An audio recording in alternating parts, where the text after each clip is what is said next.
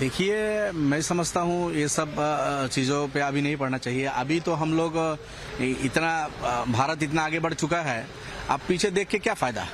वो सब चीज़ों को लेके ब्रिटिश ने यहाँ शासन किया है, हमको लूट के ले गया है। अब मुगल शासन यहाँ मोर देन 500-600 ईयर्स यहाँ रहा, तो कौन क्या किया कैसे नहीं किया, अब सब उन चीज़ों पे डिस्कशन मैं समझता हूँ कोई माने नहीं रखता। अभी जो सरकार है, इंडिया का अभी सरकार, अब वहाँ अबू आसिम आजमी साहब औरंगजेब पे कुछ बोल दिया है तो विधानसभा से उनको सस्पेंड कर दिया। भाई हिस्ट्री तो कोई मिटा नहीं सकते। इंडिया में शाहजहां का शासन रहा, शाहजहां ने बनाया ताजमहल, सब देखने जाते हो तो शाहजहां के बारे में अगर कोई बात करते हैं तो उसको कटघरा में खड़ा किया जाता है। औरंगजेब ने कई चीजें बनाया, कई मोनूमेंट्स है जिसको पूरे इंडिया प्राइड के तौर पर देखते हैं। अब उन चीजों को औरंगजेब के बारे में अगर कोई बात करे तो उनको कटघरा में खड़ा किया जाता है। अकबर के बारे में, अकबर ने जो किया है, या कुतुब मीनार अभी है, देखिए हमारा प्राइड है, जामा मस्जिद है, लाल किला है, इसी तरह आगरा का ताजमहल है और बहुत सारे फोर्ट्स है और बहुत सारे मोनूमेंट्स है। ऐसे है जो मुगल शासन में ये सब हुआ, बहुत सारा डेवलपमेंट हुआ। उस शासन में इंडिया का जीडीपी देखिए वर्ल्ड में सबसे ज्यादा था। अच्छा, ये लोग यहाँ रहे, कई सौ साल तक इनकी हुकूमत चली, ये लूटपाट के इंडिया से कहीं नहीं ले गया। इन सब का कबर इंडिया ही में है। ये जो जितने अकबर से लेके एकदम लास्ट ब्रिटिश आने से पहले तक, अगर सिराजुद्दौला तक या जो भी ये सब अब बीच में देखते हैं, जितने लोग हैं सबका कबर इंडिया ही में है। इंडिया में आया, इंडिया में शासन किया, इंडिया में रहे, इंडिया के लिए सोचते रहे, वो चला गया। उसके बाद ब्रिटिश आया, 150-200 साल तक ब्रिटिश लूटता रहा, इंडिया का जो कीमती चीज लूट के ले गया। फिर यहाँ देखिए हमारे बीच में भी पॉइजन छोड़ के गया, डिवाइड एंड रोल बोल के इंडिया ब्रिटिश कुछ ऐसी चीज छोड़ के गया, हम उसको अभी छोड़ भी नहीं पा रहे। उसके लिए हम झगड़ रहे बराबर। ब्रिटिश जाने के बाद भी उनका जो पॉलिसी है वही, उनके बनाया हुआ कानून, उनके बनाया हुआ सीआरपीसी, पता नहीं क्या क्या है, अभी उस पे हम चल रहे हैं। अंग्रेजी ब्रिटिश का जुबान है, उसको धड़ल्ले से जो बोलना जानता है उसको हम बड़े आदमी समझते हैं, शुमार करते हैं। तो ये सब तो पास्ट है, हिस्ट्री है। मुगल पीरियड बोलिए, ब्रिटिश पीरियड बोलिए, वो सब तो पुराना है। मैं समझता हूँ उसमें नहीं झगड़ना नहीं चाहिए।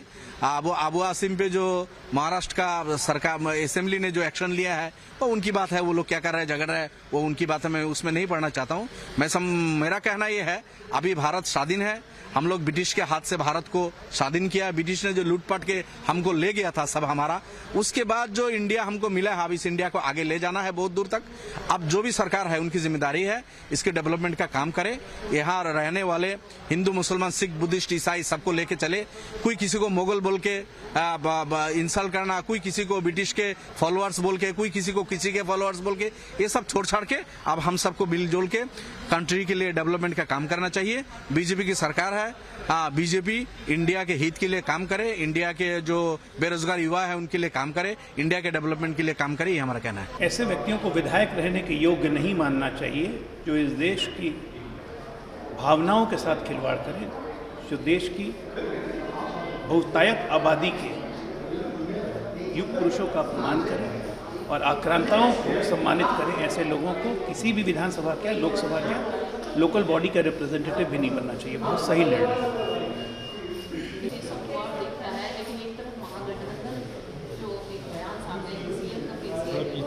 देखिए, महागठबंधन नहीं है ये, महाठग बंधन है। ठगों में जल्दी लीडर चुनना नहीं आता है। एक ठग सोचता है कि मैं उससे ज़्यादा ठगी कर सकता हूँ, तो लीडर चुनना नेचुरली ठगों के लिए बहुत दिक्कत की बात होती है। तो मुझे नहीं लगता है कि महाठगबंधन अपना ठगों का कोई लीडर चुन पाएगा। अभी और सब फटोवल बाकी है, अभी तो चुनाव में 7 महीने हैं, आगे आगे देखिए होता है कि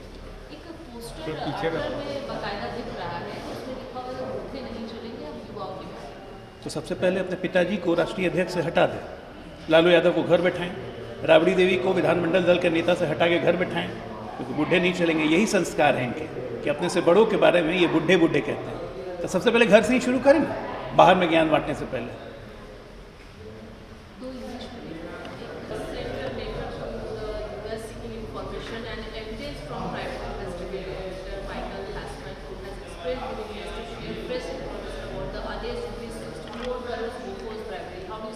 See, the Bofors bribery case is still going on and it's lurking. So now the CBI has requested the private investigator through US authorities that he should cooperate and he should share the information. I hope United States will oblige us. US President Donald Trump Tuesday once again high tariff. How do you see that? No, no. Donald Trump has been speaking a lot about reciprocal tariff for a good time now, and he had a discussion with the Prime Minister Modi also. And India and US are on the table with the talks, and the mutual agreement of lowering down the tariff from both sides, I think it's on the cards. Let's see. कि ये संविधान की और legislative rules की अवहेलना है, क्योंकि सदन में जो कार्रवाई होती है किसी भी सदस्य के खिलाफ, वो सदन के अंदर अगर कुछ ऐसी बात कही है तो उस पर कार्रवाई होती है, लेकिन सदन के बाहर कौन क्या कह रहा है, क्या बोल रहा है। मैं कहता हूं अगर सदन के बाहर दिए हुए बयानों पर कार्रवाई होने लगी तो भारतीय जनता पार्टी के 3/4 लोकसभा सदस्य और विधानसभा सदस्य जो हैं वो बाहर हो जाएंगे अगर ईमानदारी से कार्रवाई। लेकिन उत्तर प्रदेश के मुख्यमंत्री योगी आदित्यनाथ ने कहा है कि उन्हें वहां से निकाल कर उत्तर प्रदेश भेजो तो हम इलाज कर देंगे उनका। देखिए, भाजपा किस तरीके की भाजपा के नेता भाषा बोलते हैं ये देश समझ चुका है और उनको अंदाजा नहीं हो रहा है। उन्हीं के एक पार्टी के एक सांसद ने लोकसभा में जिस तरीके की गाली गलौज की, उसके बाद भाजपा को करीब 40 से 50 सीटों का नुकसान हुआ है। अब योगी जी या तो ये तय कर चुके हैं कि उत्तर प्रदेश की जनता उनकी विदाई करने वाली है, ऐसी भाषा का अगर आप प्रयोग करेंगे तो जनता जो है आपको माफ़ नहीं करेगी, क्योंकि आप चुने हुए एक सूबे के मुख्यमंत्री हैं। मुख्यमंत्री को ऐसी भाषा शोभा नहीं देती। लेकिन अखिलेश यादव ने कहा हमारे लोग डरने वाले नहीं हैं, चुप रहने वाले नहीं हैं, जो सच है वो कहेगा। देखिए, अब उन्होंने क्या कहा, किसने क्या किया, उस पर नहीं। मैं तो ये कहूँ कि जिस तरीके की भाषा का प्रयोग उत्तर प्रदेश के मुख्यमंत्री करते हैं, क्या है भैया आपको ऐतराज है उस पे जब वो कह रहे हैं कि इलाज कर देंगे? ऐतराज कमाल है। कैसे कह सकते हैं आप अदालत हैं, आप कोर्ट हैं, ये देश बाबा साहब के संविधान से चलता है। आप राजा महाराजे नहीं हैं, या आप किसी गली के वो नहीं है कि आप जो है हर किसी का इलाज करें। क्या ये भाषा है कोई? सर इधर एक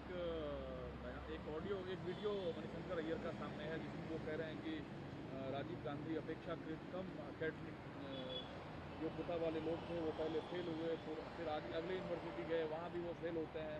ऐसे योग्यता वाले व्यक्ति को कैसे प्रधानमंत्री बनाया जा सकता है?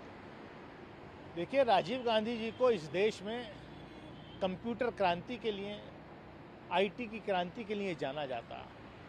देश को मॉडर्नाइजेशन की तरफ ले जाने के लिए जाना जाता है। अब कौन क्या कहता है, मैं चाहूँगा कि उनकी पीड़ा जो है वो कुछ और है। कैफी राज भी राजीव गांधी की देन थी। भाई, आज देश में जो पंचायती राज का सिस्टम है वो तो राजीव गांधी जी के ज़माने में राजीव जी ने इनिशिएट किया। आज जो महिलाएं, आधी आबादी जो है उसको जो अधिकार मिला है पंचायती राज के तहत, वो राजीव गांधी जी की देन है। तो घर से ही सवाल उठ रहा है तो लोग क्या करेगा? अब मैं क्या कह सकता हूँ इसमें, उनकी कोई और। Not agree with the statement of Manishankar Aiyar. I am saying Rajiv Gandhi in this country is remembered for his computer revolution, IT revolution. Rajiv Gandhi ji in India is remembered for Panchayati Raj system. Today, the 50% of the population is enjoying that power. The women are enjoying that power in Panchayati Raj. That is because of late Mr. Rajiv Gandhi. देखिए, एक तो मालवीय जी की आदत है, वो काट छांट के ट्वीट कर देते हैं, मीडिया को दे देते हैं। कितना सही है कितना गलत है ये तो मणिशंकर अय्यर ही बता सकते हैं। लेकिन सवाल ये नहीं है कि राजीव गांधी पास किया था, फेल किया था। राजीव गांधी प्रधानमंत्री कैसे थे? राजीव गांधी ने प्रधानमंत्री बनने के बाद किस तरीके का काम किया? राजीव गांधी को अगर उनको एनालिसिस करना है तो उनके काम से करना पड़ेगा। प्रधानमंत्री नरेंद्र मोदी की क्या एजुकेशन है? उनके बारे में तो आप कभी नहीं कहते बीजेपी के लोग। उनकी डिग्री तक आप दिखाने को तैयार नहीं है। वो खुद कहते हैं कि मैं चाय बेचता था और मैट्रिक पास रहा हूँ मैं, लेकिन उनको भी हम इसलिए नहीं देखते कि उनकी क्या पढ़ाई है, हम उनको देखते हैं कि वो काम कैसा कर रहे हैं। बहैसियत प्रधानमंत्री के लाल बहादुर शास्त्री कभी कैम्ब्रिज नहीं गए थे, लंदन से पढ़ के नहीं आए थे, एक कॉम्पिटेंट कैपेबल प्रधानमंत्री थे। तो इसलिए राजीव गांधी एक कॉम्पिटेंट प्राइम मिनिस्टर थे, उन्होंने देश को बहुत कुछ दिया है, उसी का आकलन करना चाहिए। सर, अगला सवाल अबू आजमी को लेकर है। महाराष्ट्र विधानसभा से उनका निलंबन, जैसा कि आप जानते हैं, वो हुआ है। उन्होंने खुद भी कहा है कि वो बाहर दिया था विधानसभा से, लेकिन उनका निलंबन कर दिया गया। यूपी के मुख्यमंत्री उस पर ये कह रहे हैं कि उनको पार्टी से और जो व्यक्ति छत्रपति शिवाजी महाराज की विरासत को अपनाने के बजाय औरंगजेब को आदर्श माने, उसको हमारे देश में रहने का कोई अधिकार नहीं है। अखिलेश यादव ने कहा है कि अभिव्यक्ति की स्वतंत्रता और अधीनता में क्या अंतर रह गया है। तो इस पूरे मसले पर देखिए, इस मुद्दे को बड़ा नहीं करना चाहिए। मैं पहले भी कह चुका हूँ, औरंगजेब 600 साल पहले पैदा हुए थे, 1707 में उनकी डेथ हो गई है। आज करीब करीब 600 साल हो गए। आज की पॉलिटिक्स में उनकी क्या रेलेवेंस है? जिस तरीके से दुनिया में दूसरे बादशाह हुए, इसी तरीके से औरंगजेब भी एक बादशाह था। और शायद इस बात को नहीं भूलना चाहिए कि मुग़ल बादशाहों ने, अकबर ने, उनकी हिंदू वाइफ थी जिससे जहांगीर पैदा हुए, जहांगीर की हिंदू वाइफ थी, शाहजहां की हिंदू वाइफ थी, औरंगज़ेब की स्टेप मदर हिंदू थी। तो इसलिए जो बादशाह जिस तरीके से होते हैं, इसी तरीके के बादशाह रहे हैं, और आज की राजनीति में उनकी कोई रेलेवेंस नहीं है। जी, अगला सवाल सर बोफोर्स को लेकर है। सीबीआई ने अमेरिका से बोफोर्स से संबंधित जानकारी जो है मांगी है। एक निजी जांचकर्ता से संदर्भ में ये पूरा मामला है। कांग्रेस हालांकि उस पर सवाल भी उठा रही सुप्रीम कोर्ट। देखिए, बोफोर्स का मामला बहुत पहले इन्वेस्टिगेट हो चुका है। बाकायदा अरुण जेटली अब्रॉड गए थे फाइंड आउट करने के लिए, और उन्हें कुछ नहीं मिला था। अगर भारत सरकार दोबारा करना चाहती तो करे, लेकिन ये पहले साबित हो चुका कि बोफोर्स के अंदर कुछ नहीं निकल के आया था। जी सर, अरविंद केजरीवाल की जो सुरक्षा है उसको लेकर भी अब बीजेपी सवाल कर रही है। दिल्ली में हालांकि अभी हाल ही में चुनाव हुए हैं, उसके बाद अब वो विपासना के लिए जो है अगर केजरीवाल जा रहे हैं तो उसमें 2 करोड़ की गाड़ियाँ और एम्बुलेंस, दमकल, ये सब चीज़ें जो हैं, इस पर मुख्यमंत्री वो सवाल उठा रहे हैं कि क्या वो आम आदमी है। इस तरह की जो बयान देखिए, बीजेपी को अपना काम करना चाहिए बजाय इसके कि विपक्ष के नेताओं के पीछे पड़े।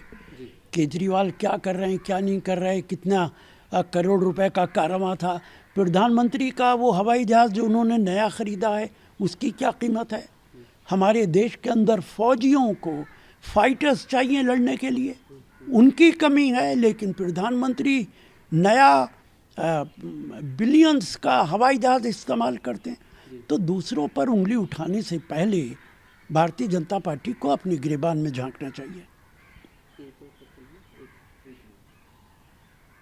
जो पूरा मामला है, इस पर योगी आदित्यनाथ ने एक बयान दिया था कि समाजवादी पार्टी उनके जन्मदाता है।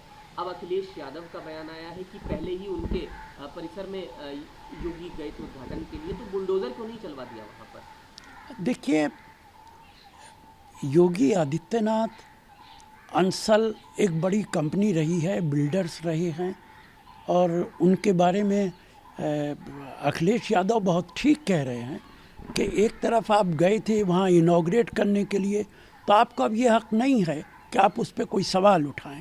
और अखिलेश जी बिल्कुल ठीक कह रहे हैं, अगर उन्होंने गलत किया था तो आप तो आदत है आपकी तो बुलडोज़र चलाने की, तो आप अंसल पे भी बुलडोज़र चलाते। लेकिन अंसल पैसे वाले आदमी हैं, इसलिए आप उन पे बुलडोज़र नहीं चलाएंगे। For exclusive and insightful videos, subscribe to our new channel ABP Live Premium.